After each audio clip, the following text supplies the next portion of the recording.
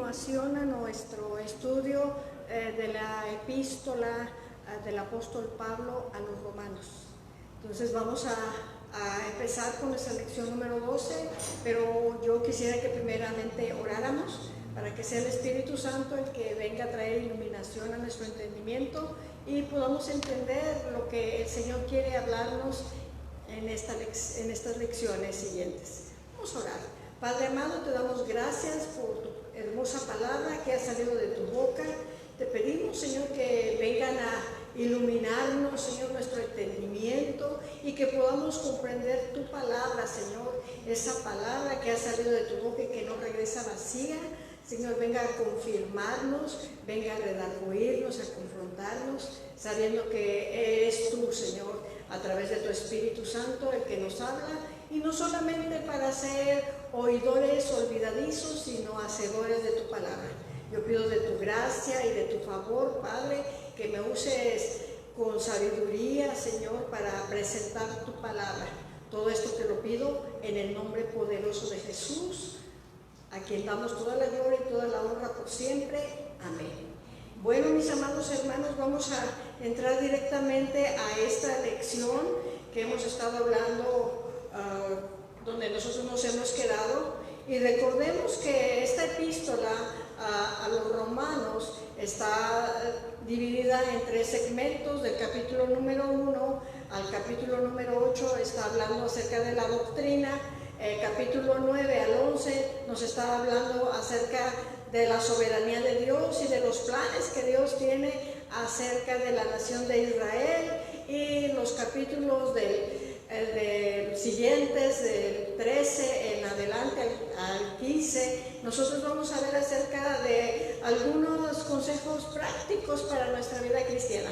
Pero vamos directamente a nuestra lección número 12, que está en tu manual en la página 56, y vamos a ver que esta lección nos habla acerca de vencedores. Vamos a leer la palabra en Romanos capítulo número 8, verso de 28 al 30, y nos dice claramente la palabra así: en el nombre del Padre, del Hijo y del Espíritu Santo. Y sabemos que a los que aman a Dios, todas las cosas les ayudan a bien. Esto es, a los que conforme a su propósito son llamados. Porque a los que antes conoció, los predestinó para que fuesen hechos conformes a la imagen de su Hijo, para que Él sea el primogénito entre muchos hermanos. Y a los que predestinó, a estos también llamó, y a los que llamó, a estos también justificó, y a los que justificó, a estos también glorificó. Es un pasaje bastante interesante que nos habla acerca de por qué nosotros somos vencedores, más que vencedores. El apóstol Pablo insta que nosotros hemos sido llamados a ser salvos, hemos sido llamados a ser hijos de Dios, hemos sido llamados a ser como Jesús. Dios es el que nos ha llamado. Recordemos que Él, en sus planes eternos, tú y yo ya estábamos en esa mente de Dios, ya existíamos en sus planes, así es que Él nos ha llamado. Él fue el que tomó la iniciativa. Nosotros vimos en el verso número 28 que dice que todas las cosas nos ayudan a bien. Y cuando dice todas, quiere decir que todo lo que nos acontece en nuestra vida va a ayudarnos a bien. Este pasaje es de alguna manera motivante para nosotros como hijos de Dios cuando se tiene que soportar el sufrimiento en la vida. Pero vamos a ver qué nos dice Pablo acerca de este sufrimiento. No se refiere a cualquier sufrimiento que nosotros enfrentemos durante nuestra vida. Dios tornará, dice, todo bien, toda aflicción, toda prueba, toda persecución, y también el beneficio es que Dios obra para conformar al creyente a la imagen de Cristo. Esta promesa es de índole condicional. ¿Qué quiere decir esto? Que a todos los que aman a Dios, dice todas las cosas, dice no incluye el pecado o la negligencia. porque ciertamente a veces el creyente sufre por causa del mismo pecado que practica, trae consecuencias, sabemos que el pecado trae sus consecuencias, y por consiguiente el creyente empieza a padecer un sufrimiento. Pero aquí Pablo nos está enseñando acerca que es un sufrimiento por causa del Evangelio, por causa de nuestro Señor Jesucristo. Nadie puede disculpar el pecado sosteniendo que Dios lo aprueba o que Él está de acuerdo con que nosotros ahora como creyentes llevemos una vida pecaminosa. Recuerda que te había dicho que esta epístola es muy importante porque mucha gente la ha malinterpretado y cree que en esta epístola, como se habla de la salvación, de la gracia de nuestro Dios, se malinterpreta que nosotros los creyentes tenemos, por así decirlo, permiso para pecar. Pero no es así. Vemos que Romanos es un libro totalmente doctrinal, pero que nos habla de muchas condiciones y es el permanecer en nuestro Señor Jesucristo. Y aquí también nosotros vemos que sigue Pablo apuntando a esas condiciones de que nosotros vamos a ser más que vencedores si permanecemos en nuestro Señor Jesucristo. ¿Qué significa esto? Que Dios determinó desde la eternidad amar y redimir a la humanidad por medio de nuestro Señor Jesucristo. Recuerda que lo que nos dice Juan 3:16, porque de tal manera Dios ha amado al mundo que ha dado a su Hijo unigénito, para que todo aquel que cree en Él no se pierda, mas tenga vida eterna, porque Dios no mandó a su Hijo para condenar al mundo, sino para que fuéramos salvos por medio de Él. Sabemos nuevamente que aquí se usa la condición de creer, el que cree. El amor de Dios está destinado al cuerpo de Cristo, al creyente que permanece unido a Cristo.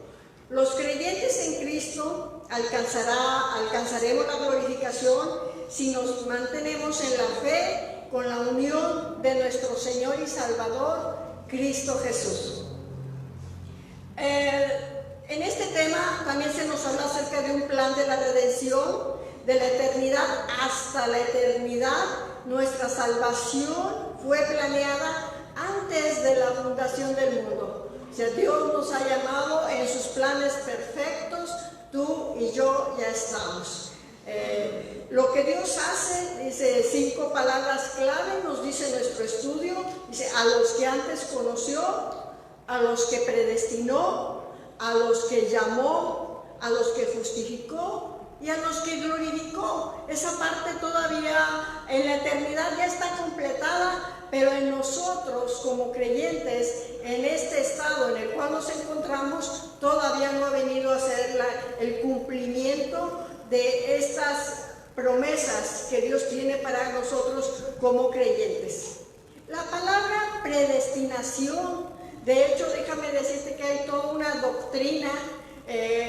Cuando vean ustedes la teología sistemática, van a ver, yo creo que esta doctrina de la predestinación, el libro de Romanos es un libro tan completo que mínimo lleva 8 meses de estudio para entender totalmente el contenido de este libro que reúne tanta doctrina, tanta enseñanza.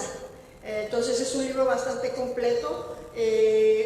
Nosotros estamos viendo de una manera un poco por la premura del curso que tenemos, pero son temas bastante profundos. Y aquí vemos que la palabra predestinación en el Nuevo Testamento la encontramos en algunos versículos y algunos te los voy a leer. El libro de los Hechos, capítulo 4, verso 28 nos dice: para hacer cuanto tu mano y tu consejo habían antes determinado que sucediera.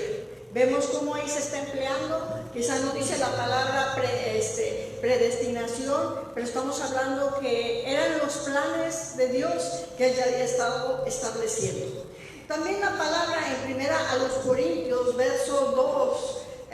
capítulo 2, verso 7 nos dice: mas hablamos sabiduría de Dios en misterio, la sabiduría oculta, la cual Dios predestinó antes de los siglos para nuestra gloria. O sea, aquí vemos que nuestra glorificación también ya está predestinada.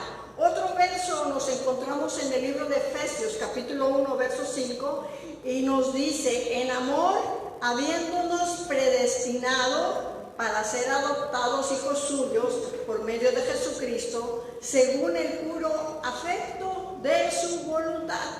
Vemos que por voluntad de Dios tú y yo hemos sido predestinados para ser adoptados como hijos suyos. También la palabra en Romanos, este verso que acabamos de leer, nuevamente nos encontramos con la palabra predestinación y nos dice: porque a los que antes conoció, también los predestinó para que fuesen hechos a la imagen de su Hijo, para que Él sea el primogénito entre muchos hermanos. Aquí vemos cómo la palabra en el Nuevo Testamento nos habla acerca de la predestinación. Así es que vamos a pasar a una parte donde dice: así que Dios nos ha predestinado. Jesús fue crucificado, o sea, el Padre Celestial también había predestinado a Jesús para que fuese crucificado, para que nosotros seamos adoptados como hijos de Dios, para que seamos herederos del reino de Dios y seamos a la imagen de nuestro Señor Jesucristo. O sea, Dios ya todo esto lo tenía predestinado para nosotros como creyentes que hemos puesto nuestra fe en nuestro Señor Jesucristo. La predestinación en griego es la palabra prorizó, que es marcar, separar de antemano, decidir de antemano, y se aplica a los planes de Dios incluidos en su elección. Vamos a pasar a la siguiente y vemos aquí nuestro estudio en el libro nos habla acerca de dos errores que se manejan en cuanto a la predestinación. Los calvinistas dicen: Dios predestina para que seamos salvos y no hay nada que podamos hacer. Pero ¿qué nos dice la palabra de Dios? Que todo aquel que en Él cree. Es más, la palabra nos enseña que Dios nos ha dado un libre albedrío, una libre decisión, y Dios no es como que está jugando ajedrez y tú y yo somos unas piezas que Él mueve a su antojo, sino que Dios nos ha dado una libre decisión. Y la condición dice: todo aquel que cree. Otros dicen que Dios predestinó a algunos para ser salvos y otros para perdición, pero no es así. Recordemos que Dios siempre va a respetar nuestra voluntad. La predestinación es para salvación y no es para perdición. Si alguien se pierde es porque la persona tomó la decisión de no creer en Jesús.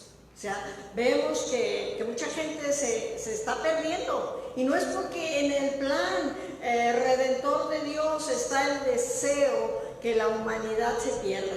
De hecho, nosotros vemos pasajes que la voluntad de Dios no es que nadie perezca, sino que todos procedan al arrepentimiento. Pero Dios siempre va a dejar que la persona tome la decisión de creer y poner su fe en nuestro Señor Jesucristo.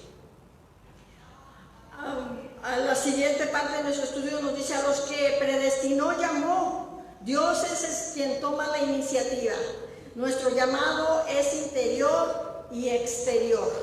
O sea, ¿qué quiere decir? Que Él nos llama por medio de su Espíritu Santo, por medio de la conciencia que ha depositado en cada uno de nosotros, pero es Él el que toma la iniciativa y quiere que nosotros vengamos al conocimiento y la revelación de quién es nuestro Señor Jesucristo. A los que llamó, la otra parte dice justificó. Justificar es un término legal y significa declarado no culpable. Solo Dios lo hizo posible, solamente Él pudo haberlo hecho, tomando Jesús nuestro lugar, y Él es nuestra justicia. Jesús es nuestra justicia. El creyente recibe de la santidad de Dios, dando lugar a Jesús en nuestra vida. Recuerden, cuando nosotros venimos y hemos creído en nuestro Señor Jesucristo, empezamos a darle el lugar en nuestra vida. Jesús nos dio de su perfección a cambio de nuestra justicia por su justicia. Él pagó, recuerden lo que dice la palabra, el justo pagó por los injustos. En la otra parte que acabamos de leer dice, a los que justificó, a estos glorificó.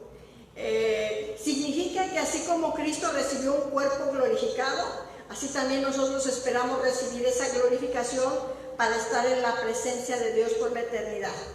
No sé si usted leyó ahí en su libro de Romanos, y el autor marca acerca de que Él nos ha hermoseado, pero no se refiere a una hermosura física, sino más bien debemos de entender que es el momento de cuando Dios nos va a glorificar, que Dios nos va a dar una naturaleza nueva, cuando Él venga por nosotros en la nube y seamos transformados. Entonces es a lo que se refiere la palabra aquí en Romanos, que así como Él recibió un cuerpo glorificado y que nosotros lo vemos a través de los evangelios y en el libro de los Hechos, cuando después de que nuestro Señor Jesucristo resucitó y durante 40 días Él estuvo apareciéndose a los discípulos, y vemos cómo Él tenía ya un cuerpo glorificado, y de esa manera nosotros tenemos la referencia bíblica de que nosotros también recibiremos un cuerpo glorificado. Entonces aquí nos habla acerca para estar con Él en su presencia por la eternidad. Romanos 8:17 nos dice, y así también herederos de Dios y coherederos con Cristo, si es que padecemos juntamente con Él, para que juntamente con Él seamos glorificados. Aquí vemos algo importante, habla de la unidad, habla de que también nosotros vamos a ser, así como Él fue glorificado, nosotros también seremos glorificados. Habla de una herencia, y que esa herencia es para nosotros y que somos coherederos, o sea, juntamente con Cristo nosotros vamos a recibir toda la herencia de nuestro Padre Celestial. Ahora sí, te invito a que vayamos a la lección número 13, donde nos habla acerca de una sublime realidad, donde nos dice que no hay condenación, no hay separación. La palabra ahí en Romanos capítulo 8, verso 31 al 39, vamos a leerla, y nos dice, ¿qué pues diremos a esto? Si Dios es por nosotros, ¿quién contra nosotros? El que no escatimó a su propio Hijo, sino que lo entregó por todos nosotros, ¿cómo no nos dará también con Él todas las cosas? ¿Quién acusará a los escogidos de Dios? Dios es el que justifica. ¿Quién es el que condenará? Cristo es el que murió, más aún el que también resucitó, el que además está a la diestra de Dios, el que también intercede por nosotros. ¿Quién nos separará del amor de Cristo? ¿Tribulación o angustia o persecución o hambre o desnudez o peligro o espada? Como está escrito, por causa de ti somos muertos todo el tiempo, somos contados como ovejas de matadero.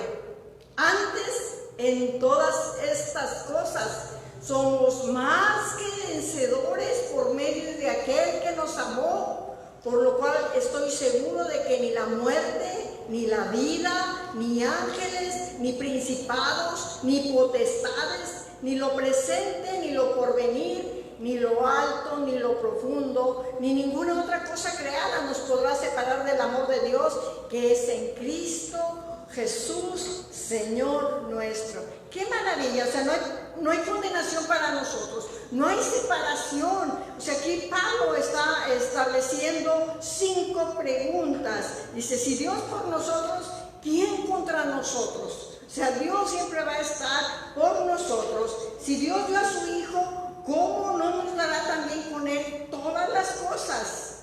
¿Quién nos puede acusar a nosotros que somos los escogidos? ¿Quién es el que condenará? ¿Quién nos separará del amor de Cristo? déjame decirte que lo único que nos puede separar es nosotros mismos. Porque aquí vemos toda una lista acerca de que nos habla que nada de ello nos va a separar del amor de Dios que es en Cristo Jesús, Señor nuestro. Pero nosotros sí podemos separarnos de ese amor.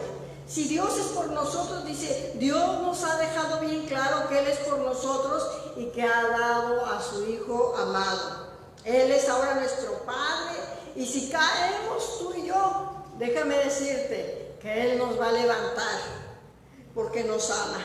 Nos ama cuando tú y yo somos buenos y también cuando no somos tan buenos. Y Él nos ama. Recuerda, Él a veces no ama cuando tomamos malas decisiones. Él no ama cuando tal vez tú y yo practicamos pecado. Pero Él nos ama a nosotros porque somos sus hijos.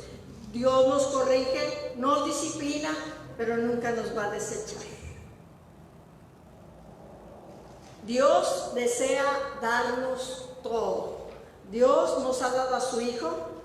El Hijo nos ha dado su Espíritu Santo. El Espíritu Santo nos ha dado dones espirituales. Y Dios continuamente nos está dando. Recordemos que Jesucristo vino a representar al Padre. Jesús es el Verbo encarnado.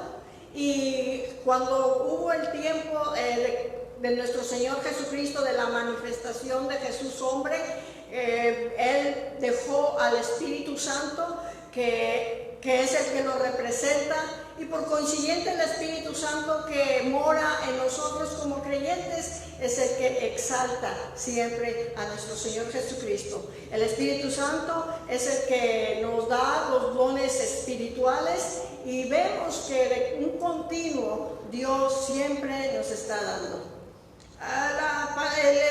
La palabra en Juan 15:15, donde nos habla acerca de la vid verdadera, Jesús está diciendo, separados de mí, nada podéis hacer. Y es una realidad. Nosotros no podemos hacer nada si estamos separados de nuestro Señor Jesucristo. No se trata por nuestro conocimiento, no se trata por nuestro intelecto, no se trata si tú y yo somos muy hermosos o muy feos, sino se trata de que nosotros tenemos que permanecer unidos a nuestro Señor Jesucristo. Sin Cristo no tenemos absolutamente nada, y al aceptar a Cristo lo tenemos todo. ¿Quién nos acusará? El único que nos puede acusar es Dios. Ahora Él es nuestro Padre y nosotros somos sus hijos. Jesús es nuestro hermano y abogado defensor. Recuerda que Él está sentado a la diestra de Dios el Padre, y Él nos está defendiendo, nos está intercediendo por nosotros. La palabra dice que Satanás es el acusador de los hermanos. Pero el único que tiene potestad sobre nosotros solamente es nuestro Dios. Dios será el juez en la eternidad, nadie más, solamente Él. ¿Quién nos podrá separar del amor de Dios? ¿La vida? Jesús es la vida. Recuerda que Jesús mismo dijo, yo soy el camino, yo soy la verdad y yo soy la vida. Y nadie viene al Padre si no es por mí. Así es que nuestra vida está en Jesús, y Él es la vida. La muerte, pero si Jesús mismo derrotó a la muerte. Así es que aún el apóstol Pablo en una de las epístolas dice que si vivimos, para Él vivimos. Y si morimos, también para Él morimos, porque somos ahora de Cristo. Así es que tenemos esa garantía. Y hay una serie de circunstancias que es tribulación, angustia, persecución, etcétera, etcétera, un sinfín de cosas que nos pueden ocurrir, pero nada nos va a separar de nuestro Señor. La respuesta es dada, ni nadie nos podrá separar de ese amor. Jesús es una gran garantía. Por eso cuando tú y yo hemos depositado nuestra fe en nuestro Señor Jesucristo, tenemos la garantía de que Él estará con nosotros por la eternidad, si permanecemos en Él. Solo en Cristo Jesús se ha revelado el amor de Dios. Mientras Jesús sea nuestro Señor, podemos tener la certeza de que nunca seremos separados del amor de Dios. Así es que somos más que vencedores. Ahora sí entramos a la lección número 14. Y vamos a ver un tema que nos va a hablar acerca de Israel, la soberanía de Dios. Ahí en el capítulo número 9 vamos a entrar. Todo este capítulo nos habla acerca de la soberanía de Dios. Como te decía, los primeros 8 capítulos de Romanos presentan el fundamento de la doctrina. Los capítulos 9, 10 y 11 nos hablan de la relación de Dios con el pueblo de Israel, y donde muchos judíos miembros en la iglesia en Roma se preguntaban cuál sería su condición para Israel bajo la dispensación de la gracia. Yo me puedo imaginar cómo muchos judíos, ante esta nueva etapa que ellos estaban viviendo, se han de haber quedado perplejos, se han de haber quedado atónitos de lo que estaba pasando, del Mesías que ellos estaban esperando, un libertador, un gran guerrero, y vino a ser un hombre humilde, el gran Mesías que tú y yo conocimos, a Jesús, al cual es ahora el Señor de nuestra vida. La fidelidad de Dios, de sus promesas hechas a los patriarcas. Y el capítulo número 9 nos habla acerca de la soberanía de Dios. Dios en su soberanía escoge para salvación tanto a judíos como a gentiles, quien hemos depositado nuestra fe en nuestro Señor Jesucristo. Los judíos en su pasado, nos dice aquí la palabra en Romanos 1, verso 1 al 13, vemos que nos dice la palabra, y vamos a ir rápidamente lo que dice la palabra del Señor. Verdad digo en Cristo, no miento, y mi conciencia me da testimonio en el Espíritu, pues tengo gran tristeza y continuo dolor en mi corazón, porque desearía yo mismo ser anatema, separado de Cristo, por amor a mis hermanos, los que son parientes según la carne, que son israelitas, de los cuales son la adopción, la gloria, el pacto, la promulgación de la ley, el culto y las promesas, de quienes son los patriarcas y de los cuales según la carne vino Cristo, el cual es Dios sobre todas las cosas, bendito por los siglos. Amén. Y no que la palabra de Dios haya fallado, porque no todos los que descienden de Israel son israelitas, ni por ser descendientes de Abraham son todos hijos, sino en Isaac te será llamada descendencia. Esto es, no los que son hijos según la carne son los hijos de Dios, sino que los que son hijos según la promesa son contados como descendientes, porque la palabra de la promesa es esta: por este tiempo vendré y Sara tendrá un hijo. Y no solo esto, sino también cuando Rebeca conciba de uno, de Isaac, nuestro padre, pues no habían aún nacido, ni habían hecho aún ni bien ni mal, para que el propósito de Dios conforme a la elección permaneciese, no por las obras, sino por el que llama. Se lo dijo, el mayor servirá al menor, como está escrito: a Jacob amé, mas a Esaú aborrecí. Aquí hay una parte importante que debemos señalar: la soberanía de Dios. O sea, Dios es el Rey soberano, y Él va a ser siempre conforme Él quiere. Él es el Rey. Él es el que pone todos los estatutos y todos los decretos. No hay quien pueda mover su soberanía.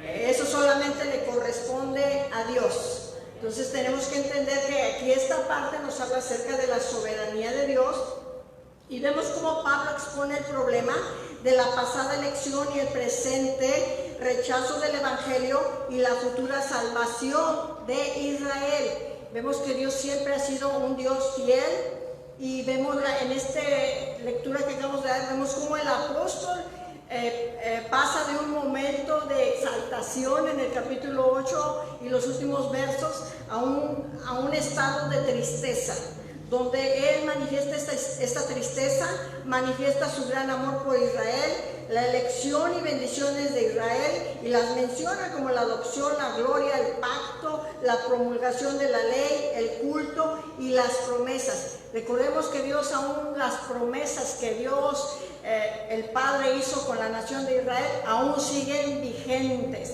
y Él las va a completar. Déjame decirte que para Él hay muchos pactos que nos habla el Antiguo Testamento, que habla de los pactos que Dios ha establecido con la nación de Israel. Para nosotros, los neotestamentarios, nosotros solamente el único pacto que ha hecho con nosotros es el nuevo pacto a través de la sangre de nuestro Señor Jesucristo. Pero hay un sinfín de promesas que Dios ha hecho con su pueblo y las cuales las va a cumplir. La descendencia natural, dice Pablo, no es importante. Los méritos humanos tampoco son importantes. Ahora vamos a leer Romanos del verso 14 al 18, donde vamos a ver qué nos dice la palabra. ¿Qué pues diremos? ¿No hay injusticia en Dios? En ninguna manera. Pues a Moisés dice, tendré misericordia del que yo tenga misericordia, y me compadeceré del que yo me compadezca. Así no depende del que quiere ni del que corre, sino del que Dios tiene misericordia. Porque la Escritura dice a Faraón, para esto mismo te he levantado, para mostrar en ti mi poder y para que mi nombre sea anunciado por toda la tierra. De manera de quien quiere tiene misericordia, y al que quiere endurecer, endurece. Y aquí nosotros vemos cómo Dios, ¿verdad?, nos está hablando acerca del carácter de nuestro Dios todopoderoso, y es el saber que Él tiene todo el derecho absoluto de escoger y de actuar como Él quiere. Vemos que hay una misericordia soberana de Dios y que toda la humanidad merecíamos ir al infierno, pero Dios en su infinita misericordia salva a los que responden al llamado en nuestro Señor Jesucristo. La salvación es para todo aquel que en Él cree.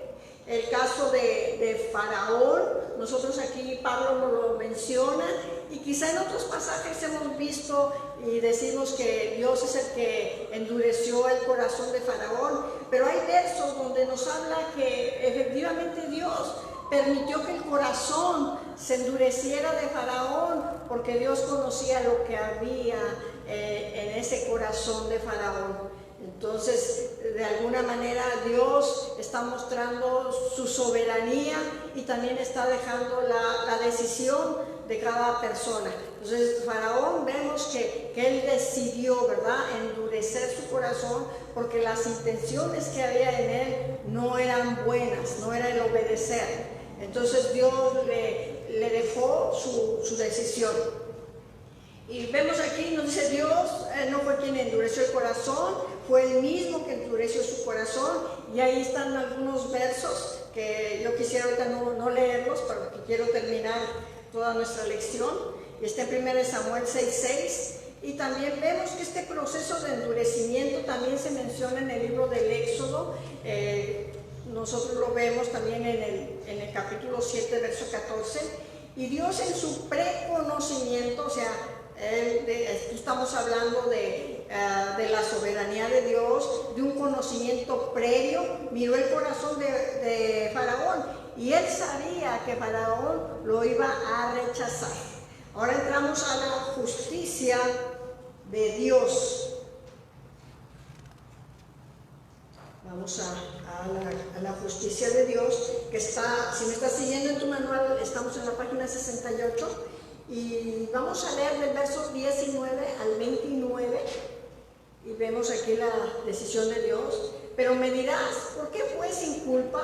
Porque ¿quién ha resistido a su voluntad? Mas antes, oh hombre, ¿quién eres tú para que alterques con Dios? Dirá el vaso al barro, al que lo formó, ¿por qué me has hecho así? ¿O no tiene potestad el alfarero sobre el barro para hacer lo mismo? Masa, de la misma masa, un vaso para honra y otro para deshonra. Y que si Dios queriendo mostrar su ira y hacer notorio su poder, soportó con mucha paciencia vasos de ira preparados para destrucción, y para hacer notoria las riquezas de su gloria las mostró para con vasos de misericordia que Él preparó de antemano para gloria, a los cuales también ha llamado, esto es, a nosotros, no solo los judíos, sino también a los gentiles. Como también en Oseas dice: llamé pueblo mío al que no era mi pueblo, y a la no amada, amada. Y en el lugar donde se les dijo: vosotros no sois pueblo mío, allí serán llamados hijos del Dios viviente. También Isaías clama tocante a Israel: si fuere el número de los hijos de Israel como la arena del mar, tan solo el remanente será salvo, porque el Señor ejecutará su sentencia sobre la tierra en justicia y con prontitud. Y como antes dijo Isaías, el Señor de los ejércitos no nos hubiera dejado descendencia como Sodoma habríamos venido a ser, y a como Gomorra seríamos semejantes. O sea, vemos aquí claramente la soberanía de Dios, que Él es soberano, y vemos cómo Él ha escogido no solamente a judíos, sino también a gentiles. Y vemos cómo todos estos acontecimientos de los cuales nosotros no podemos cuestionar a Dios y decirle que Él está equivocado. Él tiene sus propósitos en cada uno de nosotros, así como lo tuvo con Faraón, porque Él le dio la oportunidad de que se arrepintiera. Dios prepara a los hombres para que reciban de su gloria, pero a los pecadores se preparan a sí mismos para la destrucción.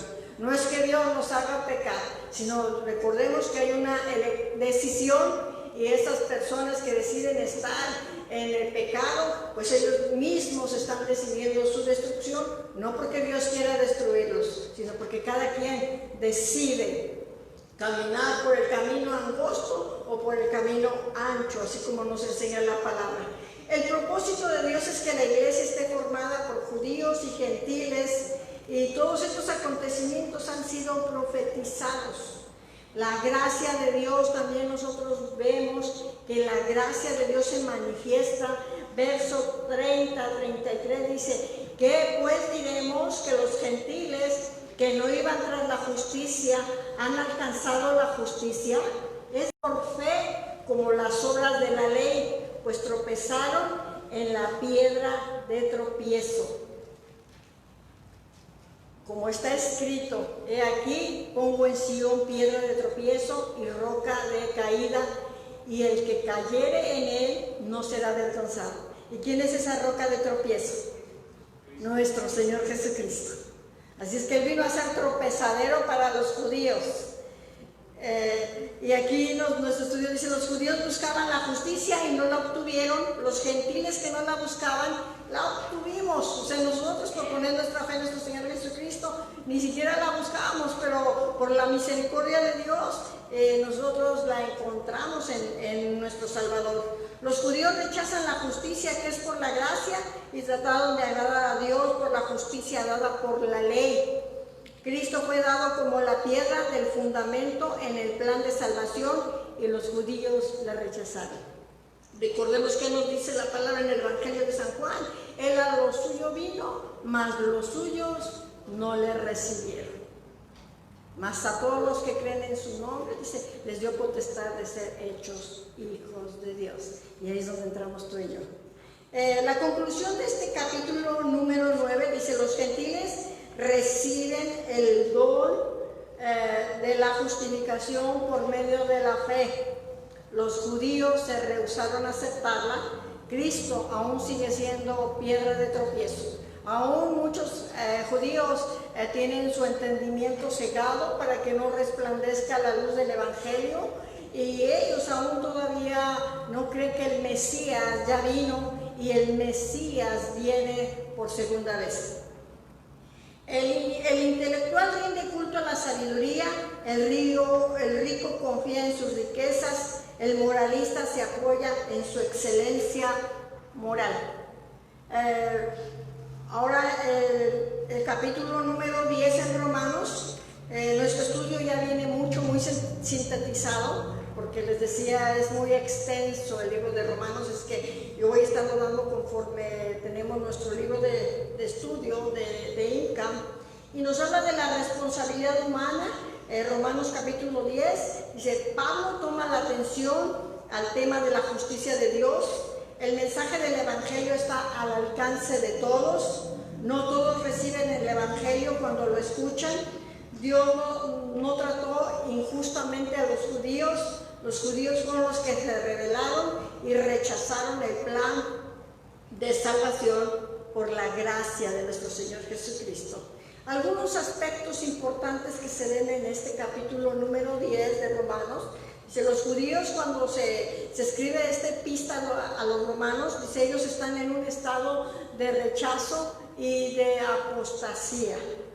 La razón del rechazo, aquí nosotros la vemos en Romanos 10, versos del 1 al 7, y nos dice así la palabra: hermanos, ciertamente el anhelo de mi corazón y de mi oración a Dios por Israel es para salvación. Vean el corazón de Pablo, él está pidiendo en oración para salvación por la nación de Israel.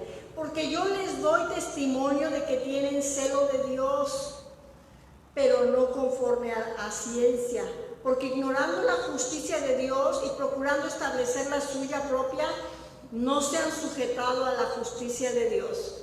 Porque el fin de la ley es Cristo, para justicia de todo aquel que cree, porque de la justicia que es por la ley Moisés escribe así: el hombre que haga estas cosas vivirá por ellas. Pero la justicia que es por la fe dice así: no digas en tu corazón, ¿quién subirá al cielo? Esto es para traer abajo a Cristo.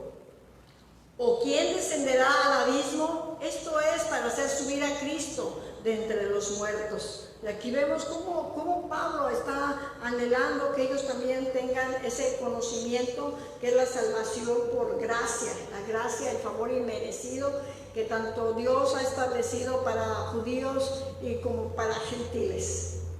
La responsabilidad humana, nos habla la palabra en Romanos, versos del 8 al 21. El Evangelio, dice, está al alcance de todos. A cada uno que es responsable de tomar la decisión. La salvación es para todos y la responsabilidad es personal. Es algo muy importante que está señalando nuestro estudio. Dice que esa salvación es de manera personal, es nuestra responsabilidad de cada uno de nosotros.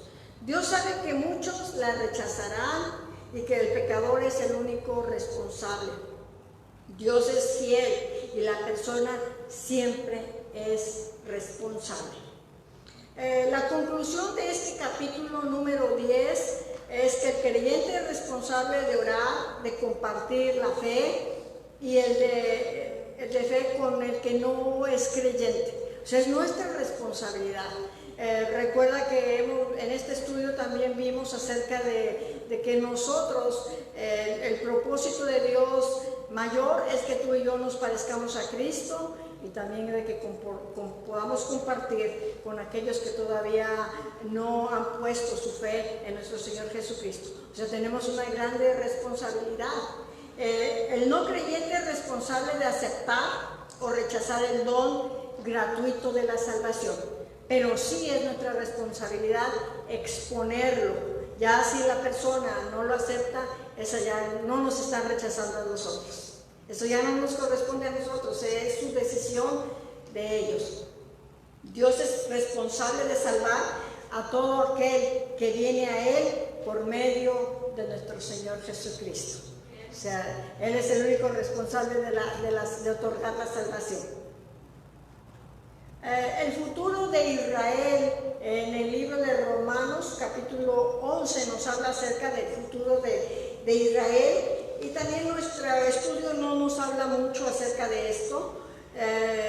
Israel es la única nación en el mundo con historia, con un pasado, con un presente y con un futuro. En este capítulo el apóstol Pablo da énfasis del atributo de la fidelidad de Dios. O O sea, Dios es fiel a sus promesas y Dios las va a cumplir. Dios no ha desechado a Israel. Nosotros por eso amamos a la nación de Israel, porque nosotros estamos creyendo todas las promesas que Dios ha hecho con ellos, todos los pactos que Dios estableció y que van a cumplirse. Dios no ha fallado en cumplir esas promesas y cumplirá cada uno de esos detalles con la nación de Israel. Dios no ha terminado su trato con el pueblo de Israel. Así es que tú y yo tenemos que orar por ellos. Orar para que sea quitado ese velo que tiene entenebrecido su entendimiento. Y dice la palabra, orar por la paz de Jerusalén y sean prosperados los que le aman. Y nosotros sabemos que nuestra prosperidad primeramente es una prosperidad espiritual. Y amamos la nación de Israel porque nuestro Señor Jesucristo nació de la nación de Israel. Nuestro Señor Jesucristo es judío y nosotros amamos el fundamento que está también nuestra salvación, ¿verdad? Viene de los judíos. Entonces nosotros debemos llamar la nación de Israel. Y sabemos también, la palabra no es parte de este tema, pero creo que lo hemos compartido cuando dimos las doctrinas básicas. La nación de Israel se va a quedar a la gran tribulación. Nosotros, la iglesia, nos iremos en el rapto, los buenos creyentes nos iremos con el Señor, pero los judíos se van a quedar. Lamentablemente, Dios no ha terminado su trato con ellos y ellos se van a quedar en la gran tribulación. Y ya no voy a ahondar más en eso, pero sigamos orando por la nación de Israel. Nos habla 5 testigos: el testimonio del apóstol Pablo, el testimonio del profeta Elías, los gentiles, los patriarcas y Dios mismo. La palabra en el libro de Ezequiel, que es ese pasaje que nos habla de que Dios llevó al profeta y lo llevó al valle de los huesos secos. Recordarás que profetiza, Dios le dice, profetiza sobre estos huesos. Entonces es un pasaje que solamente corresponde a la nación de Israel y habla de la restauración que Dios traerá para la nación de Israel. Y te invito a que lo leas tú en casita, todo el capítulo número 37 del profeta Ezequiel. Nos habla nuestro estudio de que un endurecimiento temporal de Israel, una condición espiritual en la actualidad de Israel, la severidad de Dios con Israel a causa de su incredulidad, y Dios no se detuvo en solo cubrir de carne aquellos huesos. Él sopló de su espíritu sobre ellos y recibieron una vida espiritual cuando acepten a nuestro Señor Jesucristo como su Salvador.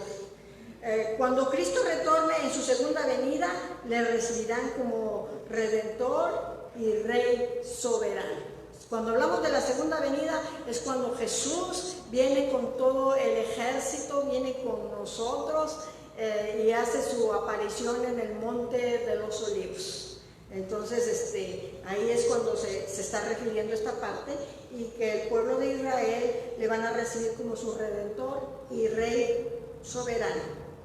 La conclusión del capítulo número 11 nos dice que Dios realiza su mejor obra a través de un remanente fiel. Recuerda que nosotros, cuando leemos la palabra, Dios siempre habla de un remanente fiel. Un remanente que no se ha postrado ante Baal. Siempre hay un remanente que Dios persevera, que Dios guarda, y este capítulo nos habla de que Dios siempre va a realizar a través de ese remanente. Dios siempre va a guardar sus promesas y Él va a cumplir lo que ha salido de su boca, lo que Él ha dicho. Dios es severo con algunas personas y naciones, pero es justo con todo el mundo. Recuerda que tu justicia ni mi justicia es la justicia de Dios. Él es perfecto, Él es el juez soberano. Él ha decretado y así se hará. No es de esos jueces que se dejan sobornar, sino sus decretos son perfectos. Dios está en control aún en todos los eventos temporales. Y si vamos al capítulo 15, Ya casi estamos terminando la lección 15 y nos habla acerca de la vida práctica del creyente. En Romanos, el capítulo número 12, nos habla acerca de la dedicación. Verso 1 y 2, aquí vemos cómo Pablo da indicaciones acerca de la vida práctica que nosotros debemos de tener como creyentes, y dice: así que, hermanos, os ruego por las misericordias de Dios que presentéis vuestros cuerpos en sacrificio vivo, santo, agradable a Dios, que es vuestro culto racional. No os conforméis a este siglo, sino transformaos por medio de la renovación de vuestro entendimiento, para que comprobéis cuál sea la buena voluntad de Dios, agradable y perfecta. Creo que la palabra de Dios es clara, su voluntad de Dios es agradable y es perfecta. Así es que nosotros no tenemos que preguntar: Señor, ¿cuál es tu voluntad? No, la de Él no se va a equivocar. Los que podemos tomar decisiones erradas somos nosotros, porque Él es perfecto. Entonces aquí nos está hablando acerca de dedicado a la total entrega a Dios, como un sacrificio vivo, agradable y vimos que perfecto, llevando una vida de santidad. Esa es la manera en que tú y yo podemos agradar a Dios y ofrecernos, ¿verdad? Como ese sacrificio vivo, llevando una vida en santidad, una vida separada del mundo. Recuerda que tú y yo estamos en el mundo, no somos del mundo, estamos en el mundo.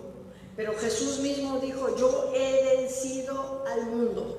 Tú y yo no nos podemos meter en una burbuja para decir: no, que nada me toque, no quiero ver nada, no, que nada se me acerque porque me contamina. Estamos en el mundo, pero no somos del mundo.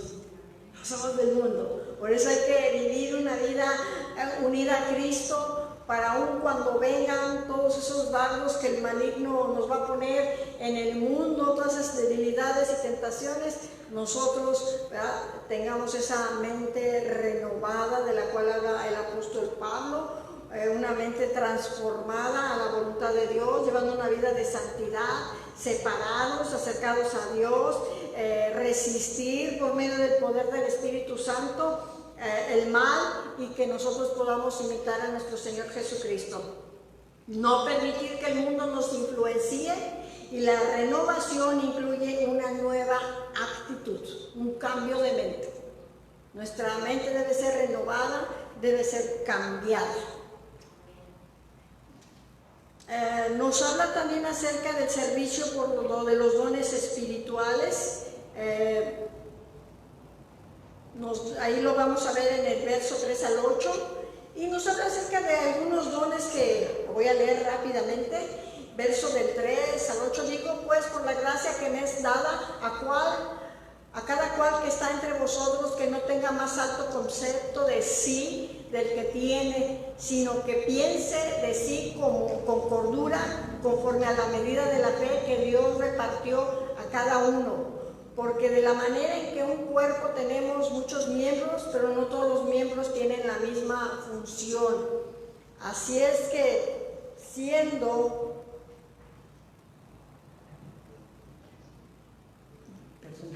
teniendo muchos, somos un cuerpo en Cristo, y todos miembros los unos de los otros, de manera que, teniendo diferentes dones, según la gracia que nos es dada, si el de profecía, úsese conforme a la medida de la fe; si os de servicio, en servir; o el que enseña, en la enseñanza; el que exhorta, en la exhortación; y el que reparte, con liberalidad; el que preside, con solicitud; y el que hace misericordia, con alegría. Aquí nos da Pablo una lista de dones espirituales, de servicio, de administración. También nos habla, y aún nuestro estudio nos habla acerca de los 9 dones que nosotros encontramos en primera a los Corintios, capítulo número 12, que son 9 dones espirituales y que están clasificados, y nosotros lo podemos ver ahí en primera a los Corintios 12, que también son dados por el Espíritu Santo. Dice que se deben usar conforme a la medida de fe, la unidad y la diversidad en el cuerpo. Todos somos diferentes, pero todos somos importantes. Es lo maravilloso, cómo Dios nos ha hecho tan diversos, pero todos somos importantes. No uno es más importante que otro, todos tenemos una función que Dios nos ha dado a cada uno de nosotros. También se hace una exhortación acerca del cristiano y los de la familia. ¿Cómo debemos relacionarnos con los hermanos en la fe? El amor, la palabra en Romanos nos habla acerca de que es lo que predomina más, el amor entre nosotros. Con un amor ferviente los unos por los otros. Que estemos siempre dispuestos a amarnos, así como Cristo nos ha amado a cada uno de nosotros. El cristiano y los de afuera también nos dice este estudio, cómo tratar a nuestros enemigos. No destruir al enemigo, la ira y la oposición no deben de ser fundadas en nuestro corazón. Porque si no, ¿cómo van a conocer del Evangelio?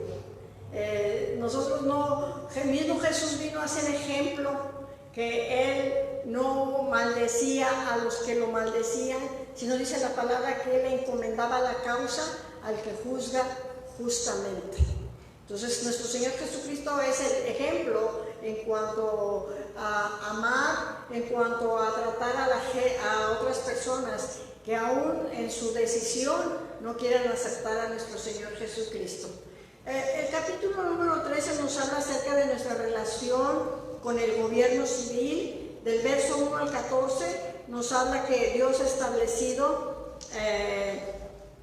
leyes, un gobierno para dirigir la vida del hombre en 3 instituciones. La familia, es bien importante, Dios ha establecido este sistema de gobierno.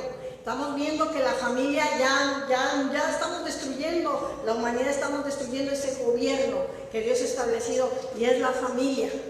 Después dice la familia, el gobierno y la iglesia. Las 4 razones por las cuales el cristiano debe sujetarse al gobierno civil, dice, por temor, por causa de la conciencia, por causa de amor y por causa de la obra de Cristo. ¿Te has dado cuenta que a veces nosotros no quisiéramos obedecer a las leyes establecidas aquí? ¿Pero por qué las obedecemos? Por temor, ¿verdad? Quisiéramos todos ahí meterle al acelerador y llegar en 5 minutos.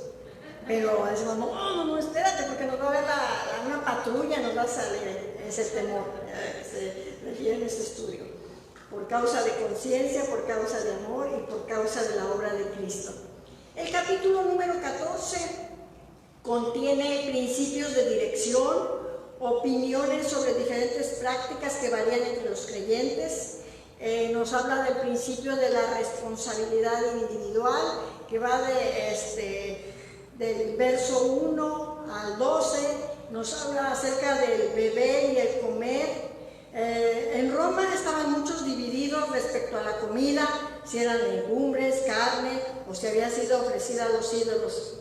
Se hace diferencia entre el día a día y se refiere a las fiestas especiales de la ley ceremonial del Antiguo Testamento y de guardar el día de reposo. Recordemos que era un gran conflicto en ese entonces, recordemos que Pablo viene a hablar de la fe en Cristo para los gentiles, y vemos que todos los discípulos eran judíos y que ellos todavía traían prácticas en cuanto al comer, en cuanto a guardar los días de fiesta y días de reposo. Entonces vemos que este capítulo nos habla acerca de esa responsabilidad individual, y aún nosotros como creyentes, que nosotros de alguna manera debemos de considerar para no ser tropiezo a otras personas. Entonces debemos de ser conscientes de que nosotros debemos cuidarnos por causa de los que están débiles en la fe, y aún seguimos teniendo esas consideraciones. Nos menciona también acerca del tribunal de Cristo, donde se habla de que va a haber galardones para los creyentes, de todo lo que tú y yo hagamos hecho durante nuestra vida como creyentes. Se va a ver un premio, ¿verdad? Va a haber una premiación en el tribunal de Cristo. También nos lo menciona ahí en 2 Corintios 5:10 y 1 Corintios capítulo 3, verso del 12 al 15. También nos menciona nuestro estudio del gran examen y el juicio reservado, que es el tribunal solamente es para los creyentes. O sea, porque Dios nos ha salvado para que andemos en buenas obras. El Señor no nos ha salvado para que tú y yo ya creímos en nuestro Señor Jesucristo y nos quedemos ahí sentaditos. No. Nosotros, nuestras obras es el fruto que nosotros vamos a rendir, es el fruto que damos de que hemos creído en nuestro Señor Jesucristo. Nos abundamos en obras. Entonces, el principio del bienestar de nuestro prójimo también, que Dios nos juzgará más los unos a los otros y debemos considerarnos en estimularnos para ser como Cristo. Incluye evaluarnos, corregirnos unos a otros en sinceridad. Estamos prontos para exhortarnos en amor, en paciencia los unos con los otros. No estamos sujetos a nadie en cuanto a nuestra libertad, pero estamos sujetos unos a otros en cuanto a nuestra compasión. Si te das cuenta que a veces usamos libros romanos para decir, no, yo tengo libertad para hacer lo que yo quiera. Pero tú podrías hacer lo que tú quieras y lo que yo quiera, pero por causa del amor de mis hermanos, yo no lo voy a hacer. Si te das cuenta cómo eso de alguna manera nos hace ser responsables de todos nuestros actos y nuestra responsabilidad que tenemos con nuestros hermanos, porque estamos sujetos en cuanto a ellos por compasión. Entonces, es un compromiso de bienestar con nuestros hermanos en la fe para no hacerlos caer. También nos habla acerca del principio de la gloria de Dios y ya no tengo mucho tiempo, ya estoy terminando, ya se acabó mi tiempo. Pero nos habla acerca de ese principio de la gloria de Dios, de la fe, de una certeza de que estamos haciendo lo correcto, lo debido. Cada hecho debe brotar de una convicción interna de lo que es bueno y lo que es pecado. Por lo que hacemos con propósito nos condena nuestro propio corazón, de manera que se desarrolla un patrón de desobediencia y rebelión en contra de la conciencia y de la percepción de lo que es bueno. Nosotros tenemos que agradar a Cristo y debemos de tener esa convicción, cada uno de nosotros, para ayudar a nuestros hermanos en la fe, en su crecimiento. Y Cristo es nuestro ejemplo, amados hermanos. Cristo es nuestro ejemplo y vemos como la palabra del Señor a través de estos capítulos que se nos da una instrucción a nosotros para vivir en humildad, para vivir en servicio los unos con los otros, para que nosotros podamos, por medio del Espíritu Santo, hacer con gratitud y con humildad con nuestros hermanos, para ser siempre agradables a nuestro Señor. Entonces, es algo bien importante. Vemos como Pablo en el capítulo 16, y ya con esto yo termino, habla de saludos personales, y él anima, después de hacer una intensa lista de nombres allí, nombres que tú puedes escoger para tus hijos o para mis nietos, ¿verdad? En un futuro, hay una lista y saludos personales, y dice que ruego que te fijes en los que causan divisiones. O sea, va a venir corrupción doctrinal, falsas doctrinas, falsos maestros. Dice Pablo también que seamos ingenuos para el mal, no mezclarnos, conservarnos inocentes y no expuestos a la maldad. Es lo último que Pablo da algunas recomendaciones y sugerencias para los que hemos depositado nuestra fe en nuestro Señor Jesucristo. Y yo con esto pues doy por terminado. Quizá lo último lo dimos muy rápido, pero finalmente concluimos nuestro estudio. Muchas gracias por tu atención. Espero que te haya servido, que te haya edificado, amado hermano, y te deseo lo mejor para tu examen y prontamente nos miraremos por aquí. Gracias. Que Dios les bendiga.